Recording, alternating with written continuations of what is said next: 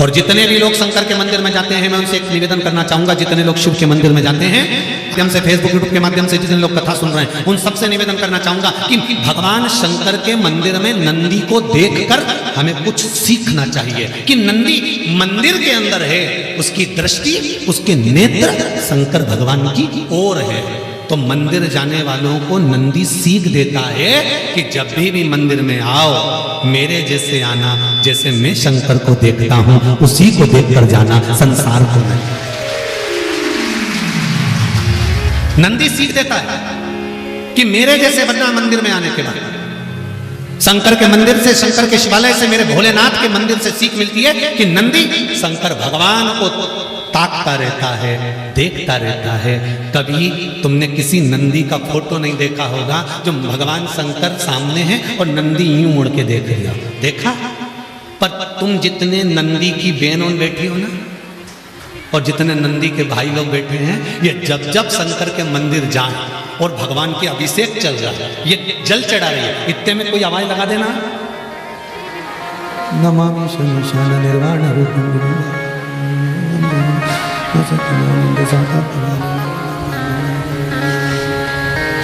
तुरंत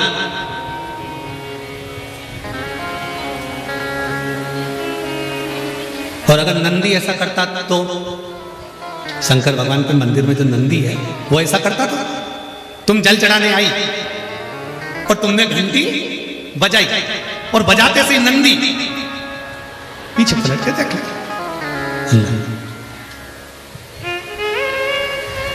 नंदी की एकाग्र चित्ता, नंदी की एकाग्र दृष्टि सिद्ध कर देती है कि महादेव तुमको प्राप्त जरूर होगा, ये निश्चित है। ये नंदी की एकाग्र चित्ता करती है, नंदी की एकाग्र दृष्टि करती है कि शिव मिलेगा, ये निश्चित है। शंकर प्राप्त होंगे, ये निश्चित है। शिव मिलेंगे, ये निश्चित है। शंकर मिलेंगे, ये निश्चित है। प्राप्त होंगे, ये निश्चित है।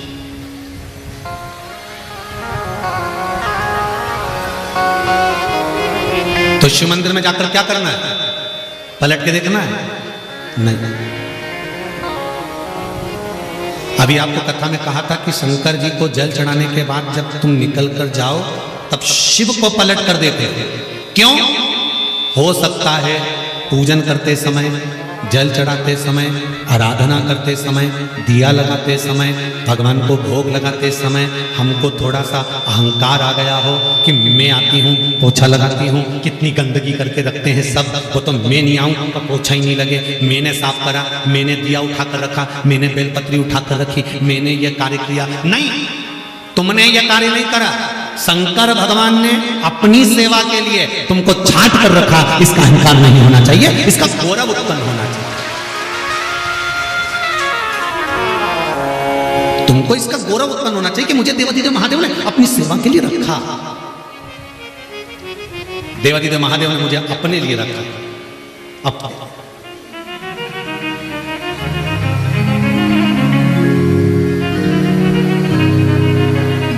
महाराज नंदी से सीख लो। जितने लोग बाहर खड़े हैं, पानी आ रहा है, आपसे निवेदन है टीन शेड में चले जाओ। जो शेड बना हुआ है टीन का, कथा ही तो सुनना है आपको, आराम से आप वहां बैठकर सुनिए, गीले मत होइए। और जो लोग बैठे हैं वो अपने आनंद के साथ बैठे, टीन शेड में जाकर बैठ जाए, गीले मत हो। हर हर महादेव शंभो शरणे पड़े माधो घड़ी रे घड़ी दुख काटो दया करी दर्शन आपो। अरे कर ले प्रभु से प्यार फिर पछताएगा, झूठा है संसार धोखा। शिव भक्ति की ओर अग्रसर हो, शंकर भगवान के चरणारविंद की ओर अग्रसर हो जाओ। सुयशा के कहने पर भगवान देव आदिदेव महादेव ने नंदीश्वर को वर प्रदान कर दिया। हे नंदी, मैं तुझे वर प्रदान करता हूं कि जिस स्थान पर मैं विराजमान होऊंगा नंदी उस स्थान पर तू भी मेरे सम्मुख में विराजमान रहेगा, तू मेरे सम्मुख में रहेगा। हर हर महादेव, तू मेरे सम्मुख में रहेगा, तू मेरे सामने रहेगा। और जीजियों, शंकर भगवान से, ये शिव मंदिर से और नंदी के दर्शन से ये हमें सीख लेना चाहिए कि भगवान के मंदिर में जब जाओ तो भगवान से मतलब रखो। भगवान के मंदिर में जाओ तब शंकर भगवान के ऊपर दृष्टि रखो, भगवान से नैन मिलाने का प्रयास करो, संसार के लोगों से नहीं। क्योंकि हम मंदिर तो जाते हैं पर हमारा मन भटक जाता है। हम मंदिर जा रहे हैं पर हमारा मन भटक रहा है। हम भगवान के धाम पहुंच रहे हैं पर हमारा मन भटक रहा है। हमारा मन वहां तक नहीं पहुंच पाता, हमारा मन उस चिदानंद प्रभु तक, हमारा मन उस परमात्मा तक नहीं पहुंच पाता। इसलिए प्रयास भगवान के चरणार बिंद का स्मरण सुख प्रदान करे तो समझ लो वो स्मरण है, आनंद है, अविरल भक्ति, मुक्ति, जीवन का सुख प्रदान करने वाली, आनंद देने वाली, जीवन की एक आनंदता को प्रकट करने वाली सुयशा भगवान देवाधिदेव महादेव की भक्ति में लगती है। और नंदीश्वर को भगवान शंकर के शिवालय में, शंकर भगवान के मंदिर में स्थापित करवा देती है। वो धर्मपत्नी सुयशा, धर्मपत्नी सुयशा। आप में से कितने लोग हैं जो घर में से जल लेकर जाते हैं शंकर भगवान को चढ़ाने? सभी लोग ले जाते हो? जब घर के मटके में से, परिंडे में से, बाल्टी में से, टंकी में से, घर के हंडे में से जब एक लोटा जल लेकर जाते हो ना, उस समय पर आपके मन में ये भाव प्रकट होना चाहिए कि हमारे घर में हम देवाधिदेव महादेव को जल चढ़ाने के लिए जा रहे हैं। हे शिव शंकर, अगर घर में पितृदोष है, कालसर्प दोष है, वास्तु दोष है, या मेरे घर के अंदर कोई भी दोष है, एक लोटा जल जब मैं आप पर समर्पित करूं तो मेरे देवाधिदेव महादेव हमारे घर के सारे रोग, दोष, बीमारी, कष्ट को दूर कर देना और तेरे चरणार बिंद का जल देकर हमारे घर को पवित्र कर दे। तेरे चरणों का जल हमको प्राप्त हो जाए जिससे हमारा जीवन सार्थक हो जाए। घर से जल लेकर जाओ तो ये कहकर जाओ कि हमारे कुछ दोष होंगे पूर्व के, कुछ पाप कर्म होंगे पूर्व के, वो तेरे दरवाजे पर जल चढ़ाने से मिट जाएंगे। जब वहां से आओ तो थोड़ा सा जल लाते हो साथ में, थोड़ा सा जल कलश में 2 बूंद 4 बूंद जो भी तुम लेकर आते हो वो लाकर घर में छींटते हुए प्रवेश करो। क्यों? क्योंकि हमारे घर का कोई दोष होगा, बाबा को जल चढ़ाने से वो मिट जाएगा और बाबा के चरणार बिंद का जल लाकर घर में छींटने से लक्ष्मी और वैभव बढ़ जाएगा। ये उसकी कृपा से, ये उसकी दया से, ये उसकी करुणा से। महाराज, श्रावण का महीना चल रहा है। सावन के महीने में कार्तिकेय महाराज की धर्म पत्नी देवसेना और वल्ली देवी, कौन कौन है? जम के बोलो जरा। देवसेना और वल्ली।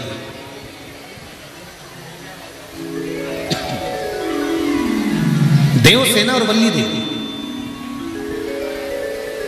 ये कार्तिकेय महाराज की 2 धर्म पत्नी है। इन्होंने शंकर भगवान की आराधना कब करी थी?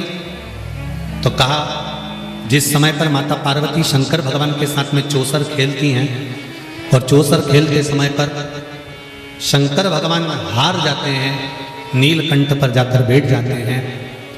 नीलकंठ पर से भगवान शंकर कार्तिकेय जी से बात करते हैं। भगवान विष्णु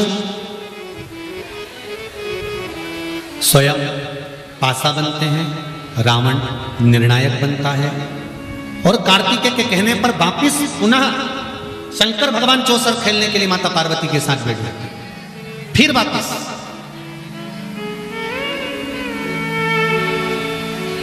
और शंकर भगवान जब माता पार्वती के साथ चौसर खेलने वापस बैठते हैं, पुनः विराजमान जब हो जाते हैं, फिर बैठ जाते हैं, तब पार्वती मैया जब हारती हैं तो पार्वती जी के मन को यह लगता है कि हारने का कारण क्या है। आज हमारे भी संपूर्ण मध्य प्रदेश के चुनाव का निर्णय आना है। किसी की हार होगी और किसी की जीत होगी, पर जो जीत गए उनसे निवेदन है तुम्हारे भीतर यह अहंकार नहीं आना चाहिए कि हमें जीत मिल गई, और जो हार गए उनके भीतर यह भाव प्रकट नहीं होना चाहिए कि आंख में आंसू भर जाएं या विचार करा जाए कि क्यों हारे। हारने का कारण ढूंढना है कि कारण क्या है, कि जो हमारी हार हुई उसका कारण क्या है, उसका कारण क्या है। अभी पहले कथा में भी कहा, आप आए नहीं और सुबह हो गई, मेरी पूजा धरी रह गई। कारण क्या था, क्यों नहीं आए? हम शंकर जी के मंदिर जाते हैं, हम जल चढ़ाते हैं, हम पशुपति व्रत करते हैं, हम शंकर भगवान को बेलपत्र समर्पित करते हैं, हम शंकर भगवान को चावल का दाना समर्पित करते हैं, हम शंकर भगवान की आराधना करते हैं। इसके बाद भी शंकर भगवान हमारी क्यों नहीं सुन रहा? और जैसा तुम करते हो वैसा की वैसे तुमने अपने रिश्तेदार को बताया, वैसा की वैसे पशु प्रतिव्रत तुमने दूसरे को बताया, वैसा की वैसे नियम तुमने दूसरे को बताया, और दूसरे ने करा और उसका हो गया, और तुमने करा नहीं हुआ, उसका कारण क्या? जीतने की कतार पर थे, हार गए, कारण क्या? क्या कमी रह गई? क्या हो गया ऐसा, क्यों नहीं जीते? हमको अपने भीतर की कमी को छांटना है, हमको अपने भीतर के कुछ कमियां होंगी उसको सम्मुख में प्रकट करना। अब जरा विचार करना है, पूरे भारत की भूमि पर भगवान शंकर के पुत्र श्री गणेश जी महाराज की पूजन होती है। बोलो सही है कि गलत है? पूरे विश्व में भगवान श्री गणेश जी महाराज की पूजन होती है, पर कहीं तुमने सुना कि कार्तिकेय जी की कहीं पूजन हो रही है? अरे बोलो जम के। हाँ, शंकर भगवान का कहीं परिवार है, शिवलिंग रखा है, पार्वती जी बैठी है, गणेश जी बैठे हैं, कार्तिकेय जी बैठे हैं, तो कार्तिकेय जी की पूजन हो गई। पर वैसे कार्तिकेय जी के पूजन का कहीं वर्णन मिला हो कि कार्तिकेय जी की पूजन यहाँ, हाँ दक्षिण में भले कार्तिकेय जी की पूजन अय्यप्पा स्वामी के नाम से हो जाती है, पर और कहीं तुमने सुना कि मध्य प्रदेश में यहाँ कार्तिकेय जी की पूजन हो रही है, या उत्तराखंड में, या यूपी में कहीं, या गुजरात में कहीं, या हिमाचल हरियाणा पंजाब कहीं कार्तिकेय का स्मरण? नहीं नहीं नहीं। क्यों? कमी क्या रह गई थी कार्तिकेय में? क्या कमी थी कार्तिकेय में कि कार्तिकेय बाबा की पूजन होती नहीं कहीं? कारण क्या था? देवसेना और वल्ली देवी, कार्तिकेय जी की दो धर्म पत्नियां, दोनों के मन में ये बात खल। एक बार वल्ली देवी और देवसेना रिद्धि सिद्धि के पास बैठी थी, गणेश जी महाराज की, जम के बोलो, धर्म। अब वल्ली देवी और देवसेना कार्तिकेय जी की धर्म पत्नी है, रिद्धि और सिद्धि गणेश जी की धर्म पत्नी है, बैठी हुई थी। देवरानी और जेठानी जब एक घर में रहती है ना, तो उनके जो दुख सुख होते हैं ना, वो एक दूसरे के लिए होते हैं। अगर तकलीफ आती है, दूसरा बाद में आता है। पेट दुखेगा, तुम किसी को फोन लगाओगे, मित्र दोस्त परिवार वाले बाद में आएंगे। पहले चाहे जेठानी चाहे देवरानी कितनी भी बुरी से बुरी भी होगी, एक ही घर में रह रही होगी, दुख होगा, सबसे पहले उठकर भले खड़ी हो जाएगी, नी दवाई देगी, नी पानी देगी, पर खड़ी तो होगी ना। उतना भी बहुत है, खड़ी हो गई ना बहुत। रिद्धि सिद्धि बैठी हुई है, वल्ली देवी उठकर, वल्ली देवी उठकर, देखिए जरा, वल्ली देवी एक आदिवासी राजा की पुत्री है, और देवसेना इंद्र की पुत्री है। वल्ली देवी उठकर, वल्ली देवी ने आकर रिद्धि से पूछा, हे रिद्धि, एक बात पूछना है तुमसे, तुम उत्तर दोगी क्या? रिद्धि ने कहा, ऐसी कौन सी बात है जो आज मेरी जेठानी मुझसे पूछ रही है? क्या कारण है इसे? क्या बात है इसे? पूछो। रिद्धि,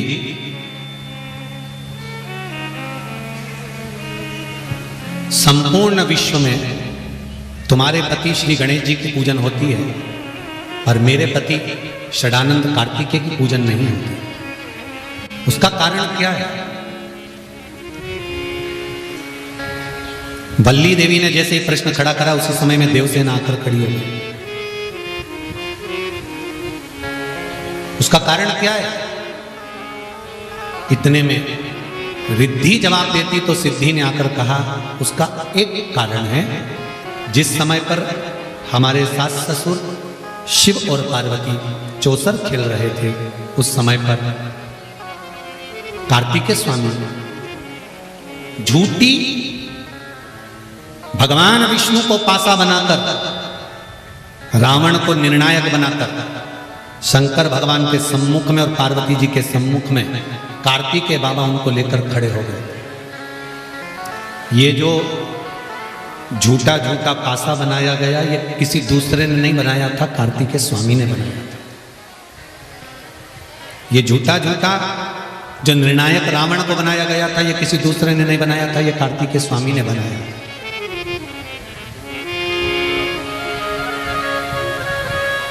क्या कारण है, उस कारण को जानना बहुत जरूरी है। हम शिव मंदिर जाते हैं, हम शंकर के मंदिर जाते हैं, हमारी पड़ोसन शिव मंदिर जाती है, शंकर के मंदिर जाती है। हमने उसको बताया और उसके पशुपति व्रत सफल हो गए। हमने उसको बताया, उसका गर्भ ठेर गया। हमने उसको बताया, उसका ये काम हो गया। और हम शंकर के मंदिर जा रहे हैं, उसके बाद भी हमारा काम नहीं हो रहा। उसका कारण क्या? उस कारण को हमें पकड़ना है और वो कारण यहां बताया जाए। वो कारण यहां पर वर्णित, वो कारण यहां पर निश्चित किया। सिद्धि ने कहा, कार्तिकेय स्वामी यहां पर, कार्तिकेय बाबा यहां पर झूठा निर्णायक लेकर आए और झूठा पासा लेकर आए और खुद आकर खड़े होकर अपनी माता से कहते हैं, मां, पिताजी चौसर खेलना चाहते हैं। और माता और पिता को वापिस चौसर खेलने के लिए बिठा दिया। मां पार्वती, सासू मां हारने लगी। तब उनके हृदय में दुख हुआ, आंख में आंसू झलका। मां की आंखों में आंसू आए और बेटा खड़ा खड़ा देखता रहे तो वो पुत्र का भाव नहीं होता। कार्तिकेय भी खड़े थे, गणेश जी भी खड़े थे। गणेश जी ने मां के आंसू पोंछकर पूछा, मां तू रो क्यों रही है? मां तेरे रोने का कारण क्या है? क्यों आंसू बहा रही हो? क्यों रो रही हो? तुम्हारे नेत्रों में रुदन क्यों है मां? ये कारण क्या है जो तुम रो रही हो? किस लिए? मां ने कहा, गणेश पहली बार मैं हार रही हूं। आज तक मैं हारी नहीं, पहली बार हार रही हूं गणेश। समझ में नहीं आ रहा मैं क्यों हार रही हूं। गणेश जी ने अपने चूहे को भेजा, पता करो कि मेरी मां क्यों हार रही है। चूहे ने जाकर पता करा, अगर हमारी हार हुई है, अगर हम जीत नहीं पाए तो हमें क्रोध नहीं करना है, हमें रोना नहीं है, हमें किसी पर ब्लेम नहीं करना है। हमें यह पता लगाना है कि हार का कारण क्या है। हार का कारण कोई दूसरा नहीं होगा, हार का कारण अपन खुद भी हो सकते, अपन स्वयं। मैं हार क्यों रही हूं, जरा पता करो। गणेश जी ने चूहे को भेजा, चूहे ने जाकर मालूम करा कि जो पासा पटका जा रहा है वो पासा अपने आप पलट जाता है। वो पासा कोई दूसरा नहीं, भगवान विष्णु है, भगवान नारायण है। निर्णय देने वाला लंकाधिपति रावण है, इनको लेकर आने वाला षडानंद कार्तिकेय है। पार्वती मैया को क्रोध आ गया, पार्वती माता ने श्राप दे दिया, एक कार्तिकेय तुम मेरा पुत्र होकर मेरी गोदी में खेलने के बाद भी तुम मेरा नहीं हो सका, मैं तुझे श्राप देती हूं कार्तिकेय कि कहीं तेरी पूजन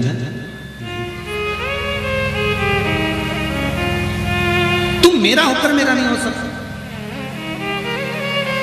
बहुत ध्यान देना महाराज, जिस घर में माँ बाप की इज्जत नहीं होती उस घर में देखना कभी बरकत नहीं होती। जहाँ माता पिता का आदर ना हो, जहाँ माता पिता का सम्मान ना हो, जहाँ बेटा अपने माता पिता को दुखी कर रहा हो, उस घर में बेटा लाखों का धन कमा लेगा तो भी सुखी नहीं रह पाएगा। जिसने माता पिता का आदर कर लिया वो सुखी है।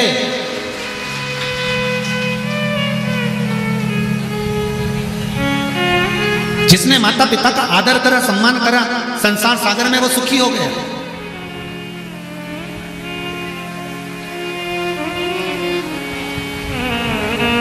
वल्ली देवी की आंख में से आंसू बहे, देवसेना भी रो रही है। देवसेना की भी आंख में आंसू हैं और वल्ली देवी की भी आंख में आंसू हैं। क्या हमारे स्वामी ने माता पार्वती के साथ झूठ बोला? हाँ, इसलिए माता पार्वती का श्राप लगा। इस श्राप से मुक्ति कैसे मिलेगी? अगर जीवन में दुख लिखा हुआ है, तुम्हारे भाग्य में कष्ट लिखा हुआ है, माना तुम्हारे जीवन में दुख लिखा है, कष्ट लिखा है, तकलीफें लिखी है, बीमारी लिखी है, माना सारी दुनिया का दुख तुम्हारे ऊपर आ गया है, इस दुख का निवारण क्या है? पेट दुखेगा तो डॉक्टर को दिखाने के लिए जाओगे कि मेरा पेट दुख रहा है तो डॉक्टर दवाई देगा। सिर दुखेगा डॉक्टर के पास जाओगे तो डॉक्टर दवाई देगा। हाथ दुखेगा डॉक्टर के पास जाओगे तो बताएंगे तो हाथ की दवाई देगा। ये हाथ दुखा डॉक्टर के पास जाकर कहा, पांव दुखा डॉक्टर के पास जाकर कहा। हमारे जीवन में अगर दुख का पहाड़ टूट पड़ा है, तकलीफें बढ़ती चली जा रही है, कष्ट आता चले जा रहा है, रोग बीमारी दुख बढ़ते चले जा रहा है, तो ये दुख मिटेगा कैसे? इस दुख को मिटाने वाला कोई दूसरा नहीं है, वो केवल एक देव अधिदेव महादेव है जो दुख का निवारण कर सकते।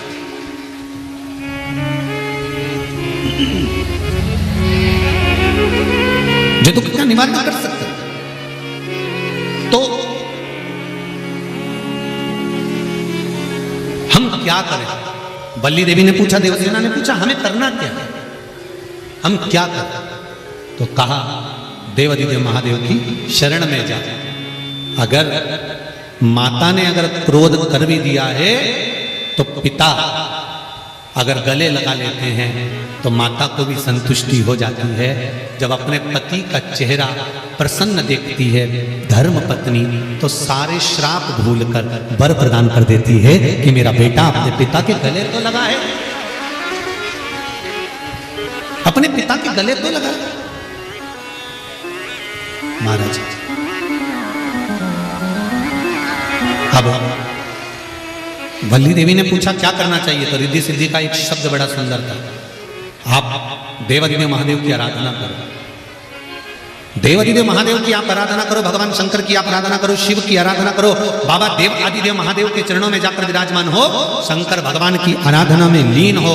शंकर की आराधना के लिए देवसेना और वल्ली देवी दोनों चले, दोनों जाते।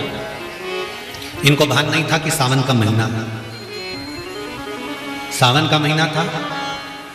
एक कलश वल्ली देवी ने लिया, एक कलश देवसेना ने लिया, एक शिवालय, एक मेरा ओगड़दानी मेरा शंकर, वल्ली देवी और देवसेना दोनों एक साथ जल समर्पित कर रही हैं।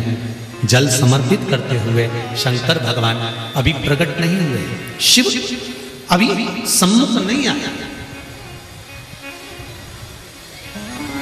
शंकर भी सामने नहीं आया।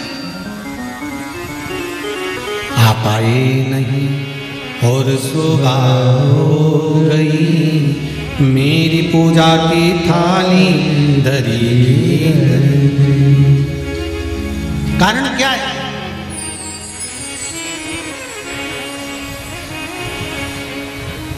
अगर स्तुति करिए, आराधना करिए, शंकर का भजन कराए, शंकर का स्मरण कराए, शंकर भगवान पर एक लोटा जल समर्पित कराया, तो कितना बड़ा भी दुख से दुख होगा, ये बल्ली देवी और देवसेना की कथा कहती है कि वे दुख मेरा देव अधिदेव महादेव काट देगा, ये निश्चित है।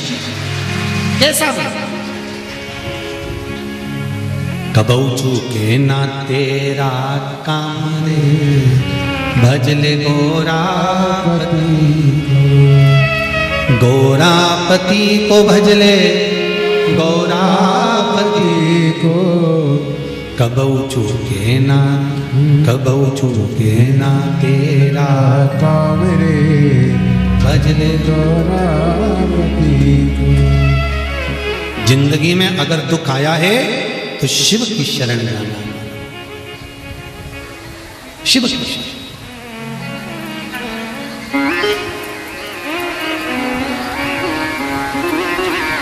माना हम पापी हैं, छल चित्र कपट निंदा बेईमानी प्रपंच इस मनुष्य के शरीर में हर पल हर घड़ी हर क्षण है। ऐसा कोई मनुष्य नहीं जो छल कपट बेईमानी प्रपंच झूठ आदि कादिक से दूर रह गए। माना हम इसमें फंसे हुए, पर तेरी कृपा होगी ना, तेरी दया होगी ना, तो ये पाप की जो ये गठरी है, ये मनुष्य का शरीर, एक दिन इस गठरी को खोल कर तू पाप बाहर निकाल देगा और गठरी के अंदर जितने कपड़े हैं उसको धोकर साफ कर देगा, ये निश्चित। अगर तेरी कृपा होगी तो, अगर तेरी दया होगी तो। बल्ली देवी और देवसेना ने जल चढ़ाना प्रारंभ करा, शंकर भगवान का स्मरण करना प्रारंभ करा। उनको नहीं मालूम था सावन का महीना, बल्ली देवी जाते जाते कोई पत्तियां तोड़कर लेकर आ जाती थी। बल्ली देवी पत्तियां, क्योंकि बल्ली देवी एक आदिवासी राजा की पुत्री है, आदिवासी राजा की पुत्री। उसको भान नहीं है कि बेलपत्र कौन सी। फिर समझ लेना मेरी जीजी, जितने लोग आस्था चैनल पर कथा सुन रहे हैं, जितने फेसबुक यूट्यूब पर सुन रहे हैं, अगर एक बात हमने पहले भी कही है, आज फिर कह रहे हैं, बेलपत्र तोड़कर शंकर भगवान को चढ़ाओ, मना नहीं है, पर एक प्रयास अपनी जिंदगी में जरूर करना कि बेलपत्र चढ़ाने का यदि आपको शौक है तो जीवन में एक बेलपत्री का वृक्ष भी लगाने का शौक रखिए, जिससे वो बेलपत्र का वृक्ष बड़ा हो। और बेलपत्र का वृक्ष जब बड़ा होगा, आप संसार में हैं नहीं है, हम संसार में हैं नहीं है, पर यदि बेलपत्री का वृक्ष रहेगा, आपके द्वारा लगा हुआ वृक्ष रहेगा, उसमें से कोई बेलपत्र तोड़ कर जब वो बड़ा हो जाएगा, उसमें से बेलपत्र तोड़कर कोई शंकर भगवान को चढ़ाएगा, तो जिसने बेलपत्री का पौधा लगाया है, उस बेलपत्र चढ़ाने का फल उसके भी खाते में चला जाएगा और उसकी भी जिंदगी संवर जाएगी। इसलिए बेलपत्र चढ़ाओ, मना नहीं है, पर बेलपत्र का एक पौधा अपने बगीचे में, आसपास में, मोहल्ले में, जहां तुम्हें मौका मिल जाए वहां जरूर अवश्य।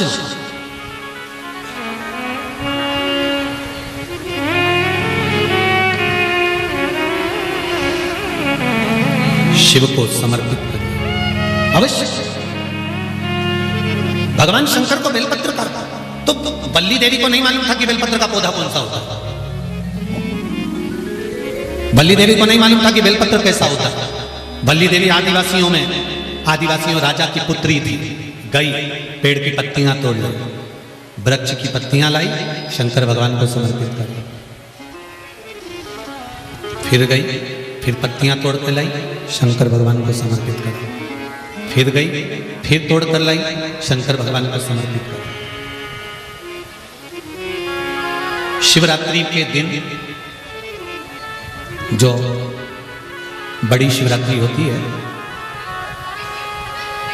माघ महीने के अंतर्गत जो आती है, ध्यान है आप लोगों को, उस शिवरात्रि के दिन सबसे ज्यादा जरूरी क्या होता है चढ़ाना?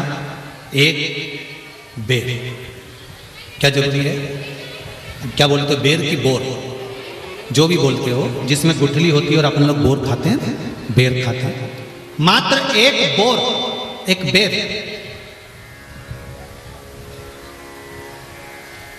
महाशिवरात्रि के दिन समर्पित किया जाता है। क्यों करते हैं? कि घर में जितने सदस्य रह रहे हैं उतने सदस्य को जिंदगी में कभी कोई ऐसी बीमारी ना हो और हमारे घर में रहने वाले सदस्य की अकाल मौत ना हो। उसके लिए मात्र एक बेलपत्र की जगह एक बेर भी समर्पित कर देते हैं तो अकाल मृत्यु टल जाती है, अकाल मौत टल जाती है।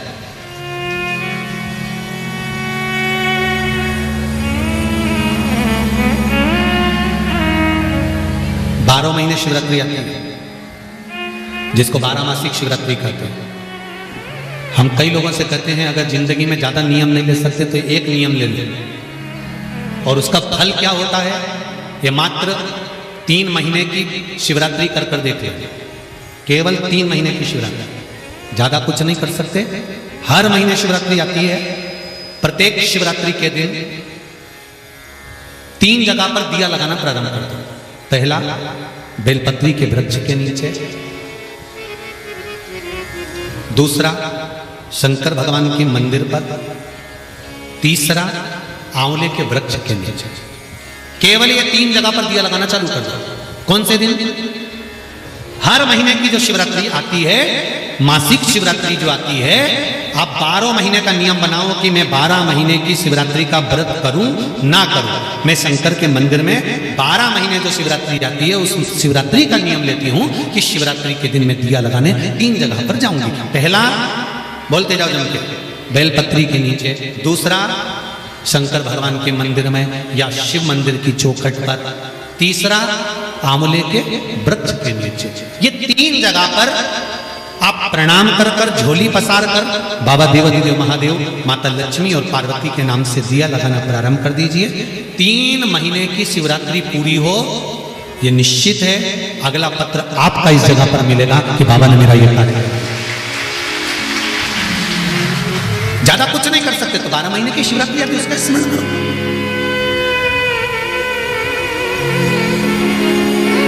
बल्ली देवी बेलपत्र को नहीं जानती थी। बल्ली देवी ने एक नियम बनाया कि चलते हुए रास्ते में जो पत्ते मिल जाएंगे मैं वो भगवान शंकर को समर्पित कर दूंगी। देवसेना ने कई बार कहा, देवसेना बार बार कहती थी, क्योंकि देवसेना देवताओं के घर की पुत्री, इसने बार बार कहा, अरे वल्ली, ए वल्ली देवी, ए वल्ली, तो ये क्या करती है? ये तुझे मालूम नहीं है कि बेलपत्र होता कैसा है? तू पेड़ों की पत्तियां तोड़कर लाकर भगवान शंकर को समर्पित कर देती है, तो पत्तियां लाकर चढ़ा देती है। ये श्रेष्ठ है, ये श्रेष्ठ है। घर में रोटी कैसी बनी है, सब्जी कैसी बनी है, अच्छी बनी कि बुरी बनी, घर में पूरा परिवार है, तुम्हारा पति भी है, तुम्हारी ननंद भी है, तुम्हारी देवरानी भी है, तुम्हारा जेठानी भी है, जेठ भी है, जेठ के बच्चे भी हैं, देवरानी के बच्चे भी हैं, सास भी है और ससुर भी है। पूरे परिवार में वो कौन सा सदस्य होता है जो भोजन में कभी ऐब नहीं निकालता? वो घर का केवल एक सदस्य होता है, वो घर का ससुर होता है। वो कभी भोजन में ऐब नहीं निकालता। बहू ने लाकर रखा, उसने खा लिया, पास में सास बैठी है, वो मुंह सड़ा रही है,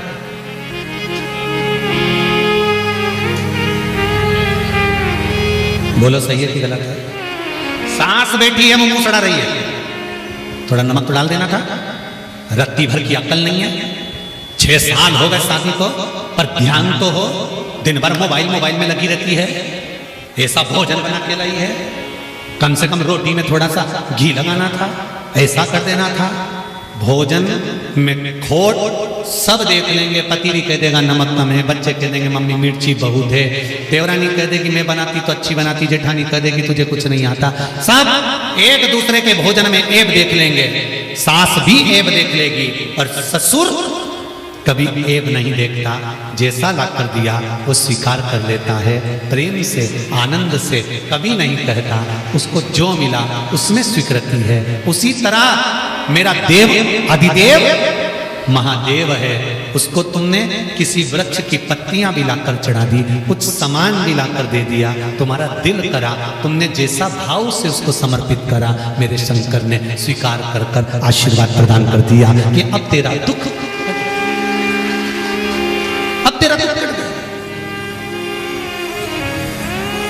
तेरा दुख समाप्त हो गया, अब तेरा दुख नहीं। वल्ली देवी पत्तियां तोड़कर लाकर शंकर भगवान को चढ़ा रही है। देवसेना बेलपत्र मंगवाकर शंकर भगवान का अभिषेक कर रही है। नित्य प्रति शिव की आराधना कर रहे हैं दोनों। शंकर भगवान प्रकट हो गए। प्रकट होते से ही मेरे भोलेनाथ ने पूछ लिया, क्या बात है, क्या चाहिए, क्यों मेरी आराधना कर रही है, क्या चाहिए, क्या चाहिए? कबौ चूके ना तेरा काम रे, भजले गोरावती को, गोरावती को भजले गोरावती को, गोरावती को भजले गोरावती को, कबौ चूके ना तेरा काम रे, भजले गोरावती को। जिस भाव से आप शंकर भगवान को रिझाएंगे, जिस भाव से आप शिव जी की आराधना करेंगे, जिस भाव से आप शंकर भगवान की आराधना में डूबेंगे, शिव उसको स्वीकार करेगा। शंकर भगवान उसको स्वीकार करेगा। अच्छा देखिए, एक और बात का स्मरण करिए। दक्ष प्रजापति का सिर कटा, काय का मुंह लगाया? जम के बोलो जरा। बकरे का मुंह लगाया। कभी बकरे को हिंदी बोलते देखा है? अंग्रेजी, संस्कृत, तमिल, मराठी, गुजराती, तेलुगु बोलेगा? नहीं। फिर दक्ष प्रजापति को बकरे का मुख लगा, और बकरे का मुख लगने के बाद दक्ष प्रजापति ने शंकर भगवान की आराधना करी, शंकर जी की आराधना करी, और शंकर भगवान ने आकर दक्ष प्रजापति को वर प्रदान करा, दक्ष प्रजापति को वर दिया। तो भगवान देव आदिदेव महादेव ये नहीं जानते कि तुम कौन सी भाषा बोल रहे हो। देव आदिदेव महादेव तो केवल इतना जानते हैं कि तूने दिल से मुझे पुकारा है, तो मुझे तेरा यह कार्य कर कर जाना है। देवादिदेव महादेव को तुम्हारी भाषा से मतलब नहीं पड़ता। देवादिदेव महादेव को केवल इतना मतलब पड़ता है कि तूने दिल से कैसे, तूने बुलाया कैसे। अंत समय प्रभु पड़ेगा, वचन दिया तो निभाना पड़ेगा। आए नाए प्रभु कुटुंब कबीला, अंत समय प्रभु आना पड़ेगा। अंत समय तुझे आना। हम नहीं जानते स्तुति, हम नहीं जानते प्रार्थना, हम नहीं जानते कि मंत्र क्या है, साधना क्या है, ध्यान लगाना क्या है, हमें नहीं मालूम। हमें तो इतना मालूम है कि हम प्रार्थना करना जानते हैं, आपके चरणों में बैठकर आपको नमन कर कर अपने